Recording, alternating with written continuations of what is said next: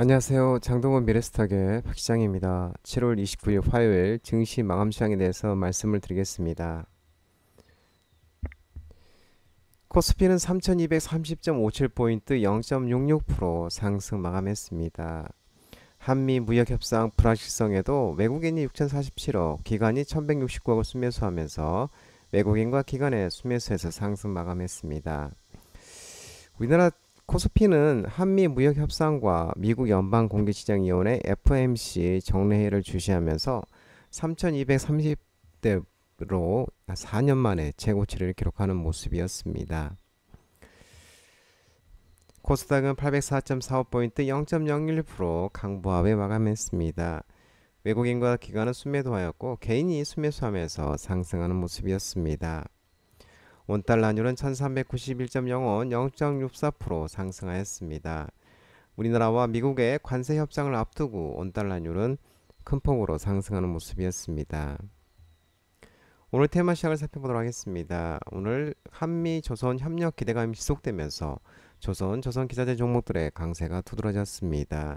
하나오션, HD현대중공업, 동성화인텍, 태광, 한국카본, 대창솔루션, 케이프 등 조선 기자재 테마가 상승했습니다. IB투자증권은 7월 28일 현지 시간 트레이드 윈즈는 한미 관세 협상 일환으로 한국의 대미 조선업 투자가 4천억 달러, 우리나라 돈 550조 원 규모로 협상 검토 중이라고 보도했다고 언급했습니다. 해당 투자에는 미국 현지 조선소 설립 또는 인수, 중소형 기자재 업체들의 미국 시장 진출 지원 및 현지 조선업 허브 구성, 상선 및 함정의 공동 모듈러 건조 등이 포함됐다고 설명했습니다. 아울러 조선업종은 실적, 수주, 모멘텀 3박자가 모두 좋아 최고 호황기에 진입한다고 하고 있다고 IB투자증권은 판단하고 있습니다.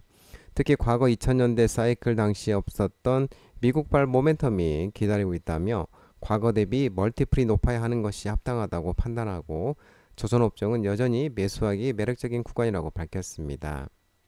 유안타증권은 트럼프 행정부가 관세 인하를 인질로 대미 투자를 요구하고 있는데 미국은 분명 국내 조선업체들의 협력을 필요로 하고 이에 따라 조선업종 내 협력이 관세 협상의 주요 카드로 부상하고 있다고 밝혔습니다.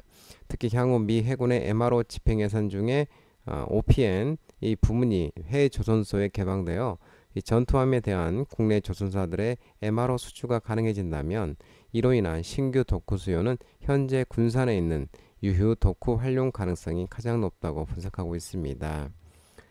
또한 조선업종은 밸류에이션 리스크 제외 시 하방 압력이 제한적인 구간에 있고 이와 관련 후판가 인상에 대한 우려는 이미 최근 조정에 반영되었고 상선 업황은 하반기 수주 모멘텀 회복으로 연간 목표를 달성할 것이라며 올해 2분기 호실적을 전제한다면 이후 MASJ를 통한 대미 투자 패키지 수혜를 가장 큰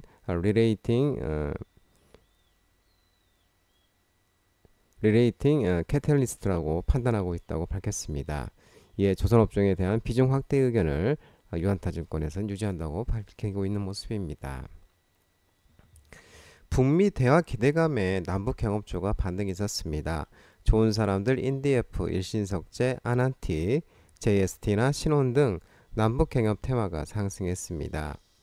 김여정 북한 노동당 부부장은 우리 국가 수반과 현 미국 대통령 사이의 개인적인 관계가 나쁘지 않다는 사실을 부정하고 싶지는 않다면서도 미국이 변화된 현실을 받아들이지 못하고 과거에만 집착한다면 조미 사이의 만남은 미국 측의 희망으로만 남아있게 될 것이라고 밝혔습니다. 이어 조미 순회들 사이의 개인적 관계가 비핵화 실현 목적과 한성상에 놓이게 된다면 그것은 대방에 대한 우로밖에 달리 해석할 수 없다고 강조했습니다. 미국 백악관은 김여정 북한 노동당 부부장이 북한 비핵화를 위한 북미 협상은 불가능하다고 밝힌 것과 관련해 트럼프 대통령은 여전히 김정은 북한 국무위원장과 대화 의지를 유지하고 있다고 밝혔습니다. 백악관은 28일 트럼프 대통령은 북한의 핵 프로그램을 완전히 끝내기 위해 김정은 위원장과 소통하는데 여전히 열려있다고 언급하고 있는 모습입니다. 하반기 실적 개선 전망에 화장품 관련 종목들이 반등이 있었습니다. VT, 코스메카 코리아, 네이처셀, APR, 네오팜, 제닉, 펌텍 코리아 등 화장품 테마가 상승했습니다. 다올투자증권은 화장품 업종에 대해 올해 2분기 기업가치 반등이 기대된다고 밝혔습니다. 이와 관련해서 2분기 실적 발표를 앞두고 일부 기업의 높은 컨센서스가 주가 부담 요인으로 작용하고 있지만 미국 오프라인, 유럽, 중동 등의 회복세로 하반기 실적 개선이 전망된다고 밝혔습니다. 특히 실리콘2는 유럽 창구 확장에 따른 재고 증가로 실적 회복 기대감이 크다고 언급했습니다. 아울러 2024년 하반기 실적 둔화는 아마존 내 가격 경쟁 심화 및 MOCRA 규정으로 인한 미국 진출 지연이 주요 원인이었으나 올해에는 해당 리스크가 상당 부분 해소되었다고 설명했습니다. 아마존 프라임 데이에서 APR이 화장품 카테고리 1위를 기록했고 아노와 토리드 등도 메가와리 행사에서 높은 수준을 차지하며 온라인 채널 내 점유율 확대가 두드러졌다고 밝혔습니다.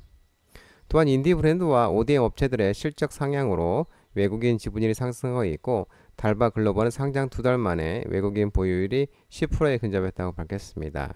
이는 글로벌 화장품 대비 국내 업체의 실적 우위에 따른 주가 하방 경직성 확보로 해석되고 울트라 뷰티 등 미국 주요 유통 채널에서 K-뷰티 브랜드 입점도 2배 이상 확대되는 추세를 보이고 있다고 설명했습니다. 한전 한수원이 미국 원전 산업 진출 기대감에 원전 해체 관련 종목들 테마가 상승했는데요. 태광, 광명전기, 오로비텍, 오진, K하늘시스템, 대창솔루션, 한전기술 등 원자력 발전 해체 테마가 상승했습니다. 또한 한전기술은 한국동서발전과 402.23억 원의 규모의 신호남 및 신일산 복합 건설산업 설계기술 용역 제공 계약을 체결한 것도 긍정적으로 작용했습니다. 언론에 따르면 2050년까지 미국의 원전 규모를 현재 97기가와트에서 4배로 확대하겠다는 트럼프 대통령의 원전 르네상스 구상에 한국전력과 한국수력원자력 등 팀코리아의 미국 진출 기대감이 커지고 있는 것으로 전해지고 있습니다. 우선 미국은 2030년까지 대형 원전 10기를 지을 계획인데 자국 원전 기업인 에스팅하우스가 발빠르게 움직이고 있고 팀코리아는 원전, 건설, 운영, 송배전, 저장, 해체까지 여러 기업이 모여 있어 빠른 사업 추진을 원하는 미국의 힘을 보탤 수 있는 것으로 전해지고 있습니다. 아울러 우리나라는 소형 모듈형 원전 SMR 분야에서도 뉴스케일 파워, 테라파워 등에 투자하면서 원천 기술 확보와 협력해 나서고 있고 한수원은 미국 원전 해체 사업 진출도 추진 중인 것으로 알려지고 있습니다. 미국의 영구 정지 원전은 41개로 이 중 16기만 해체가 완료돼 29개는 해체가 필요한 사항이며 트럼프 대통령의 수건 사업인 원전이 온타임 온버짓으로 완성되기 위해서는 팀코리아의 협력이 필수적이라는 평가가 나오고 있습니다. 온타임 온비전 예산 내 적기 시공을 얘기합니다. 중국 정부가 사상 최초로 전국 단위 저출산 정책 도입 소식이 나오면서 출산 장려 엔젤 산업 테마가 상승했는데요. 네오팜, 웅진 싱크빅, 뉴키즈전, 아가방 컴퍼니 등이 상승했습니다.